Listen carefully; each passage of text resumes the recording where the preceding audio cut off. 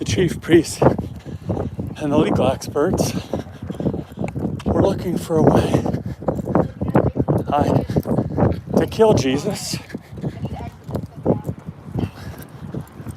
The chief priests and legal experts were looking for a way to kill Jesus, but they were afraid of the people.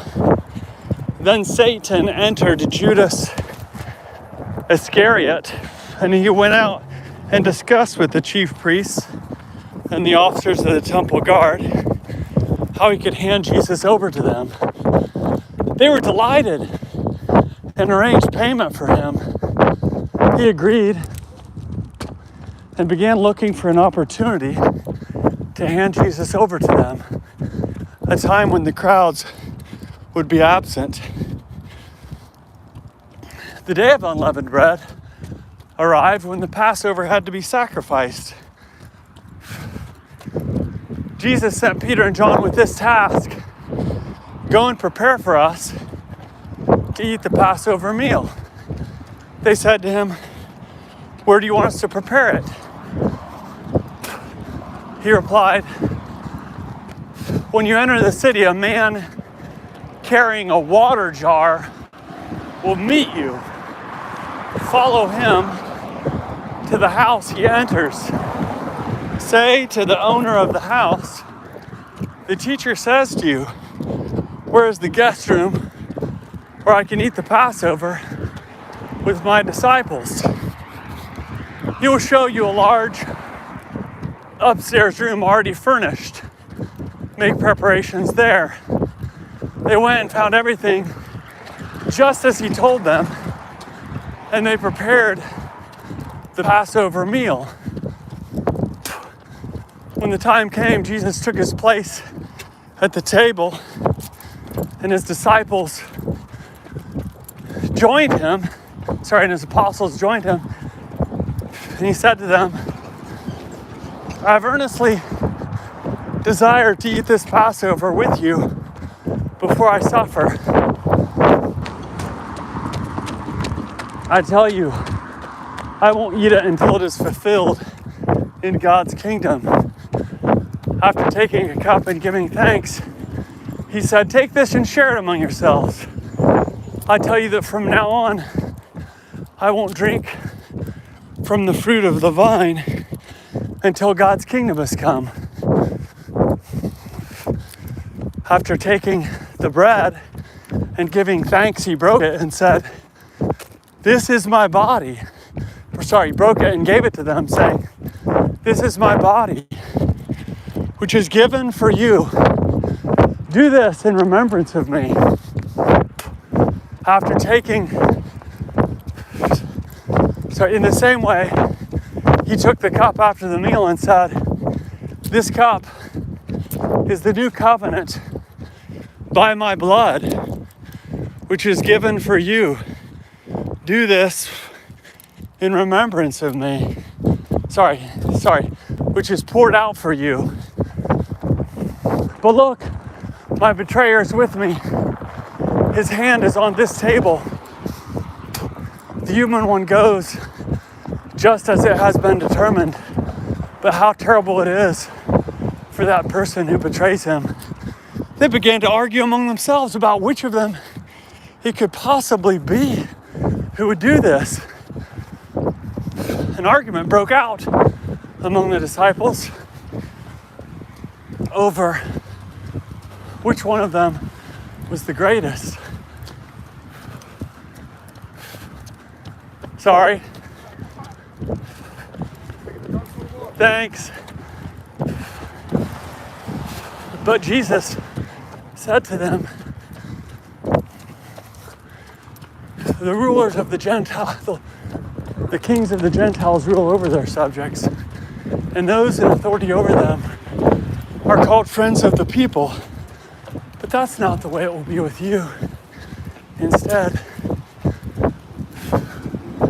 the greatest among you must become like a person of lower status, and a leader like a servant. So which one is greater? The one who is seated, hello, at the table, or the one who serves at the table. How isn't the one who is seated at the table? But I am among you as one who serves. You are the ones who have continued with me in my trials. And I confer royal power on you, just as my Father granted royal power to me. Thus you will eat and drink at my table in my kingdom. And you will sit on thrones overseeing the 12 tribes of Israel.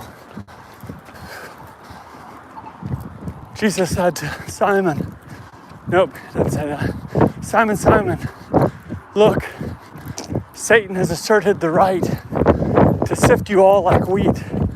However, I've prayed for you so that your faith won't fail. When you have returned, strengthen the brothers and sisters. Peter responded, Lord, I'm ready to go with you, both to prison and to death. Jesus replied, I tell you, Peter, the rooster won't crow today before you have denied 3 times that you know me.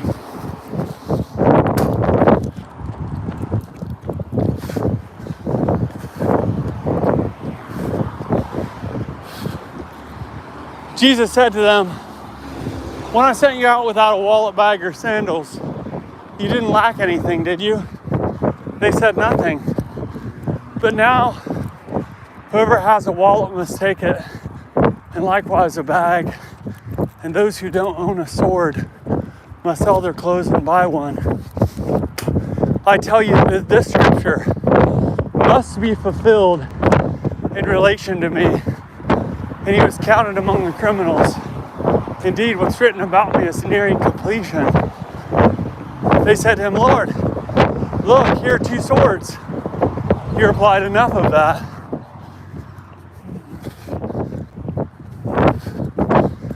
Jesus left and made his way to the Mount of Olives, as was his custom, and the disciples followed him. He withdrew. He said, pray that you won't give in to temptation. He withdrew from them about a stone's throw, knelt down and prayed. He said, Father, if it's your will, take this cup of suffering away from me. However, not my will, but your will must be done. Then a heavenly angel appeared to him and strengthened him. He was in anguish and prayed even more earnestly. His sweat became like drops of blood falling on the ground.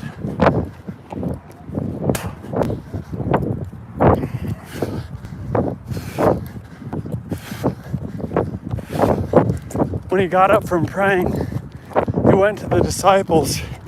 He found them asleep, overcome by grief. He said to them, why are you sleeping? Get up and pray so that you won't give in to temptation.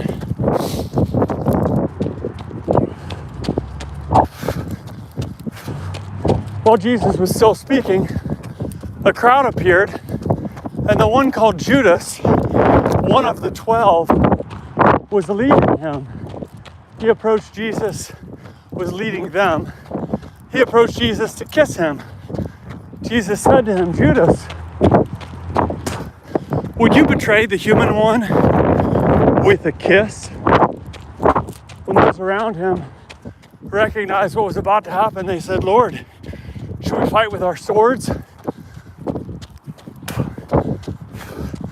One of them struck the high priest's servant, cutting off his right ear. Jesus responded, stop, no more of this. He touched the slave's ear and healed him. And Jesus said to the chief priests, the officers of the temple guard, and the elders who had come to get him,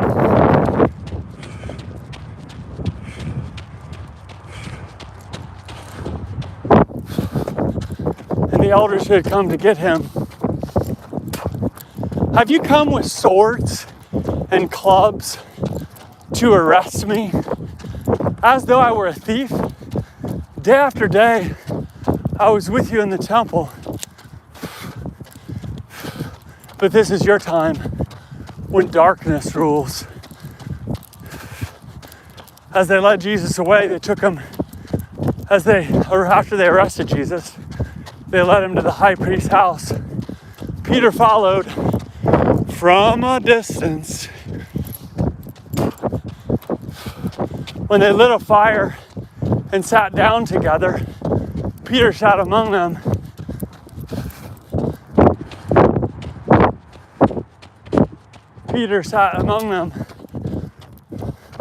A servant woman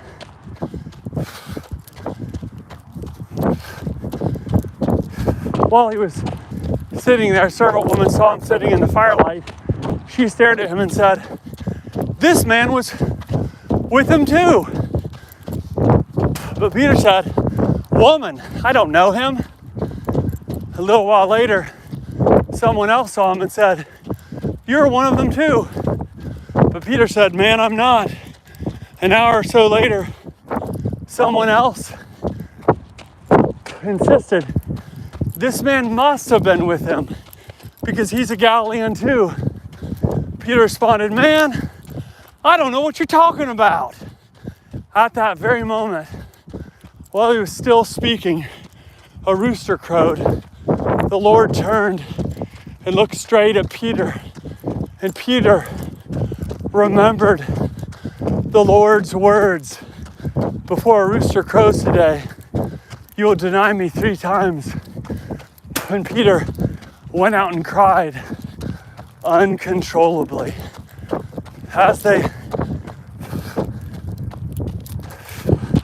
The men who were holding Jesus in custody taunted him while they beat him. They blindfolded him and asked him repeatedly, "Prophesy, who hit you?" Insulting him, they said many other horrible things against him. As morning came, the chief priests and legal experts gathered together, and Jesus was brought before their council.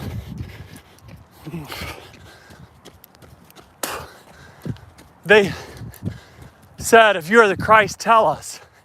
He answered, "If I tell you, you won't believe. And if I ask you a question, you won't answer. But from now on, the human one will be seated on the right side of the power of God." They all said, "Are you God's son then?" He replied, "You say that I am." Then they said, "Why do we need further testimony? We've heard it from his own lips." The whole assembly got up and led Jesus to Pilate and began to accuse him. They said, "We have found this man misleading our people, opposing the payment of taxes to Caesar, and claiming that he is the Christ, a king." Pilate asked him, "Are you the king of the Jews?" Jesus replied, "That's what you say." Then Pilate said to the chief priests and the crowds, "I find no legal basis for action against this man." But they objected strenuously, saying, "He agitates the people with his teaching throughout Judea, starting from Galilee all the way here." Hearing this, Pilate asked if the man was a Galilean. When he learned that Jesus was from Herod's district, Pilate sent him to Herod, who was also in Jerusalem at that time. Herod was very glad to see Jesus, for he had heard about Jesus and had wanted to see him for quite some time. He was hoping to see Jesus perform some sign.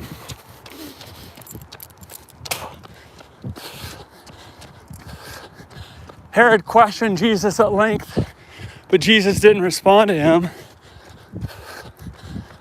The chief priests and the legal experts were there, fiercely accusing Jesus. Herod and his soldiers treated Jesus with contempt, mocking him.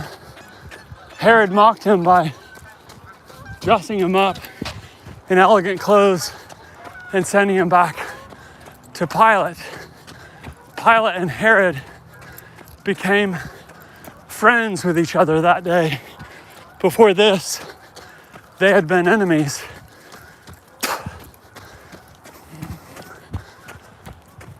Then Pilate called together the chief priests and the rulers of the people. He said to them, "You brought this man before me as one who is misleading the people. I have questioned him in your presence and found nothing. I have questioned him in your presence and found nothing in this man's conduct that provides a legal basis for the charges you have brought against him. Neither did Herod, because Herod returned him to me. Therefore, I'll have him whipped."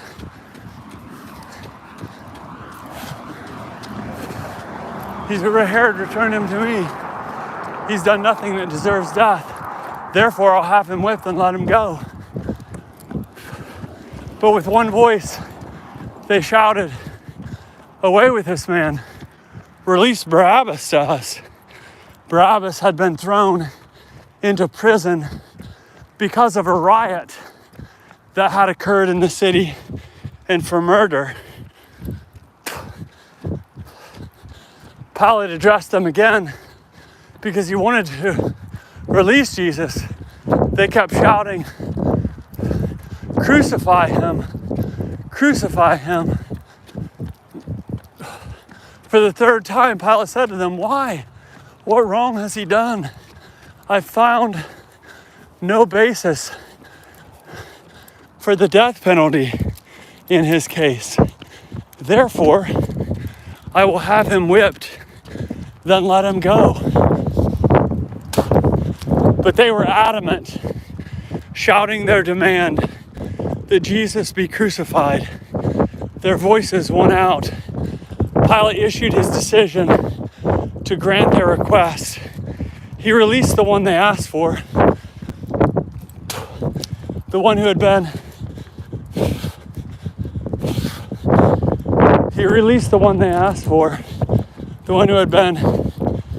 in prison because of a riot and murder, but he handed Jesus over to their will.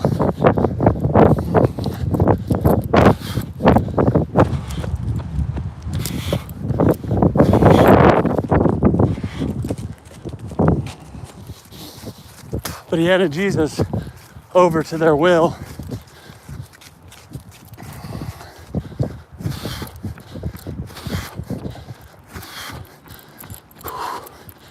As they led Jesus away, they grabbed Simon, a man from Cyrene who was coming in from the countryside. They put the cross on his back and made him carry it behind Jesus.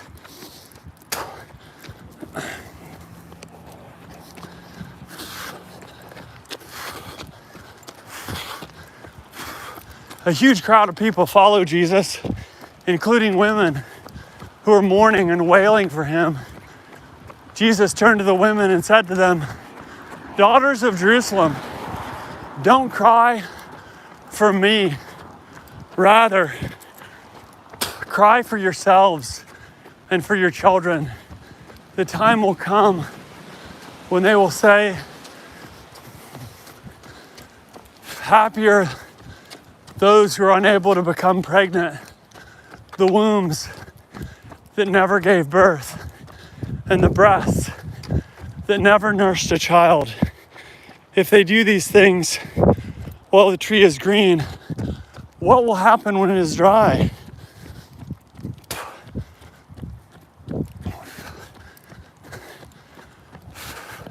Then they will say the mountains fall on us and the hills cover us. If they do these things while the tree is green, what will happen when it is dry?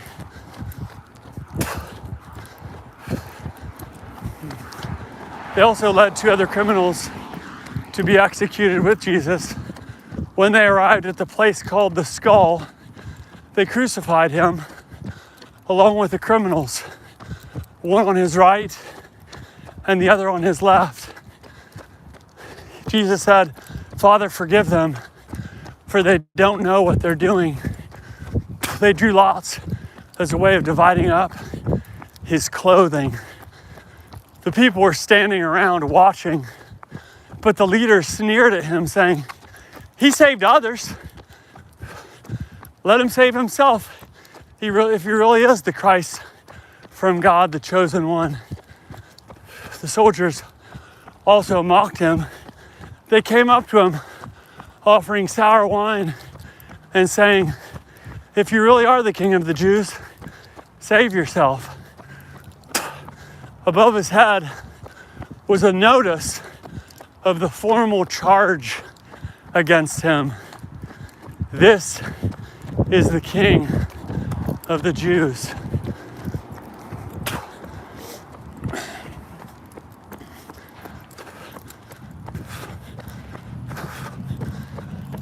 One of the criminals hanging next to Jesus insulted him. "Aren't you the Christ? Save yourself and us." Responding, the other criminal spoke harshly to him. "Don't you fear God, seeing that you've also been sentenced to die? We are rightly condemned, for we are receiving the appropriate sentence for what we did. But this man has done nothing wrong." Then he said, "Jesus, remember me when you come into your kingdom." Jesus said to him, "I assure you that today you will be with me in paradise." It was now about noon, and darkness covered the whole earth until about 3 o'clock. Well, the sun stopped shining. Then the curtain in the temple was torn down the middle.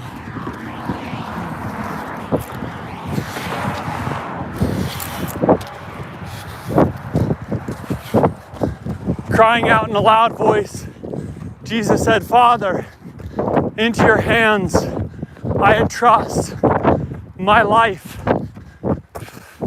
After Jesus said this, he breathed for the last time. When the centurion standing there saw what had taken place, saw these things, he said, "It's really true. This man was righteous." All the crowds who had come together to see this event returned to their homes, beating their chests after seeing what had happened. And everyone who knew him, including the women who had followed him from Galilee, stood at a distance observing these things.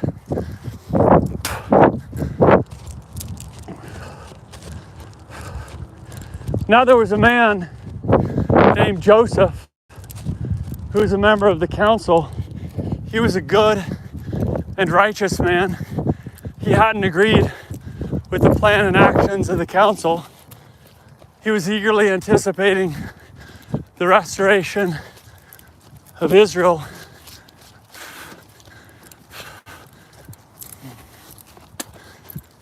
No, that's not it. He was a member of the council. He was from Jewish city of Arimathea and eagerly anticipated God's kingdom. This man went to Pilate and asked for Jesus' body. He took it down and wrapped it in the linen cloth. Taking it down, he wrapped it in the linen cloth and laid it in a tomb carved out of the rock. It was preparation day for the Sabbath, and the Sabbath was quickly approaching.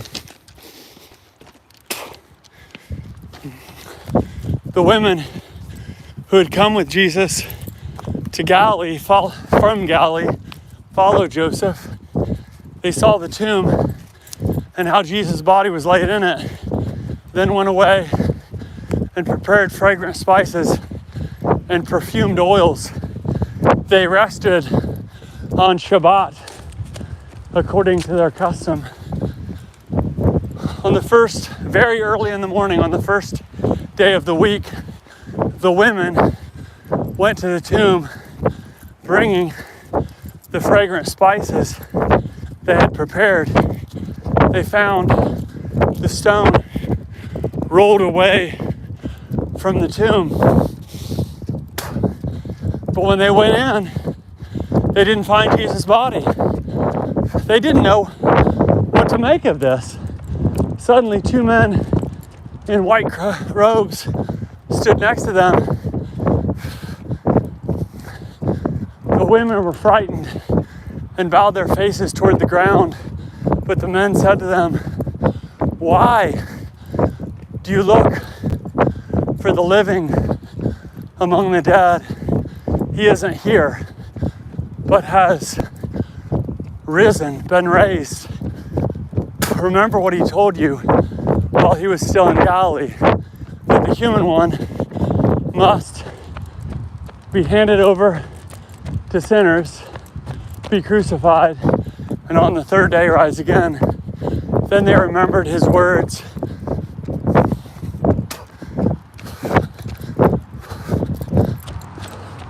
When the women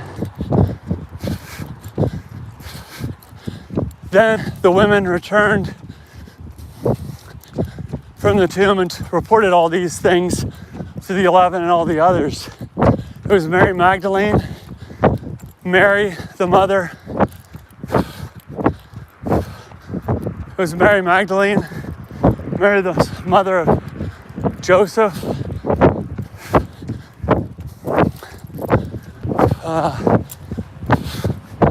It was Mary Magdalene, Joanna, Mary the mother of Joseph, and many other women who told these things to the apostles. Their words struck the apostles as nonsense, and they didn't believe the women. But Peter went to the tomb. But Peter ran to the tomb. But Peter went to the tomb. When he bent over to look inside, he found only the linen cloth. Then he returned home, wondering what had happened. On that same day, two disciples were traveling to a city called Emmaus, about 7 miles. Hi. Oh, beautiful. Thanks. About 7 miles from Jerusalem. They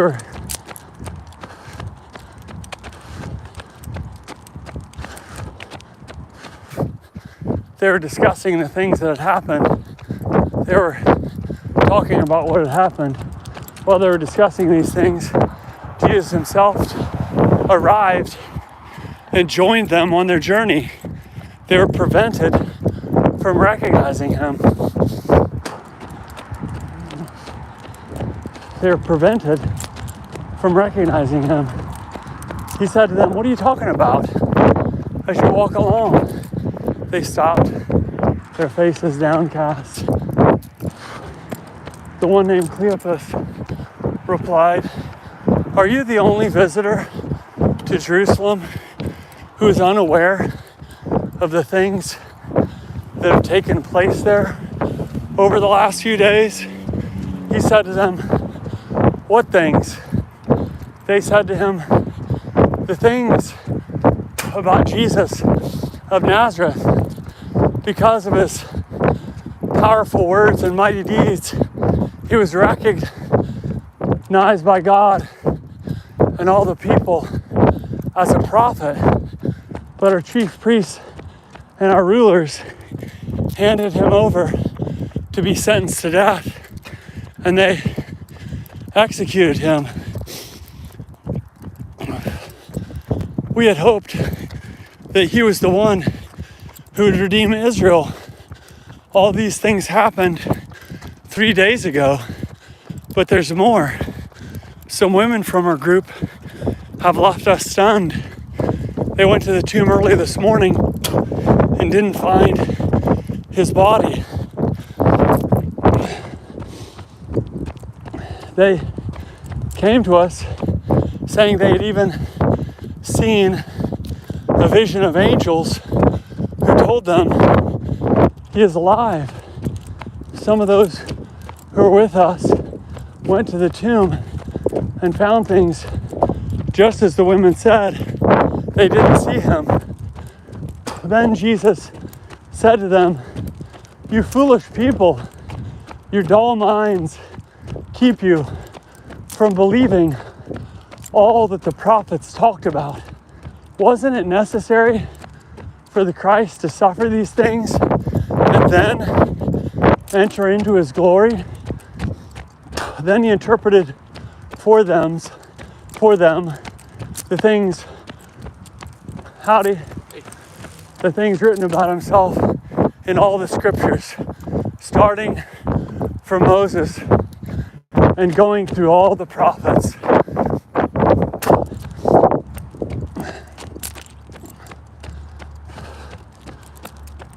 When they came to Emmaus, he acted as if he was going on ahead, but they urged him, saying, "Stay with us. It's nearly evening, and the day is almost over." So he went in to stay with them. After he took his seat at the table, he took the bread, blessed and broke it, and gave it to them. Their eyes were opened, and they recognized him, but he disappeared from their sight. They said to each other, "Weren't our hearts on fire as he spoke with us on the road and as he explained the scriptures for us?"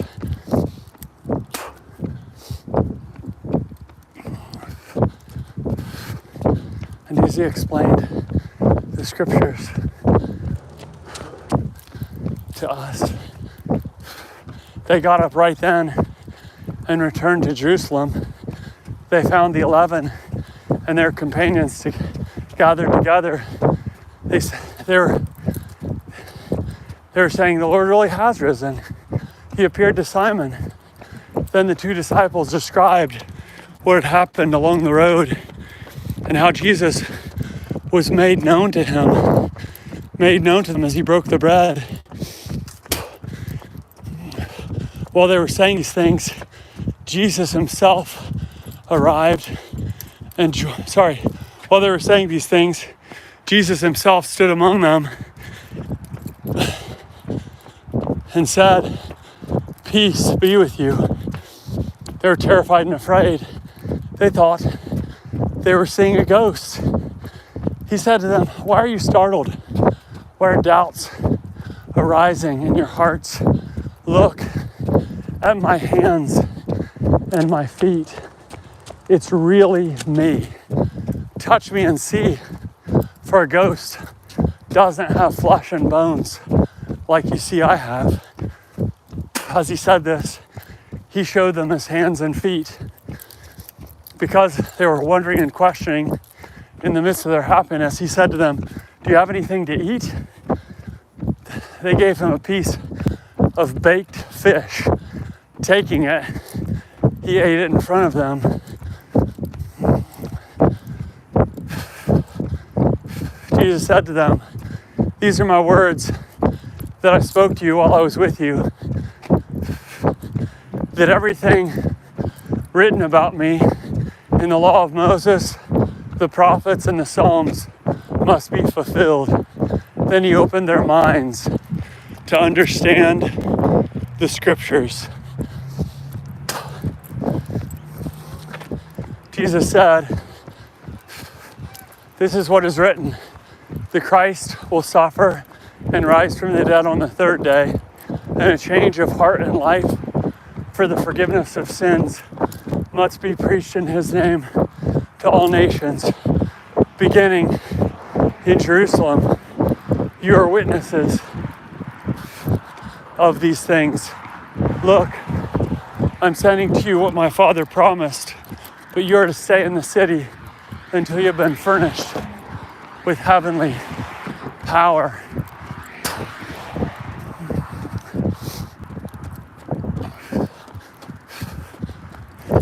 He led them out as far as Bethany, where he lifted his hands and blessed them.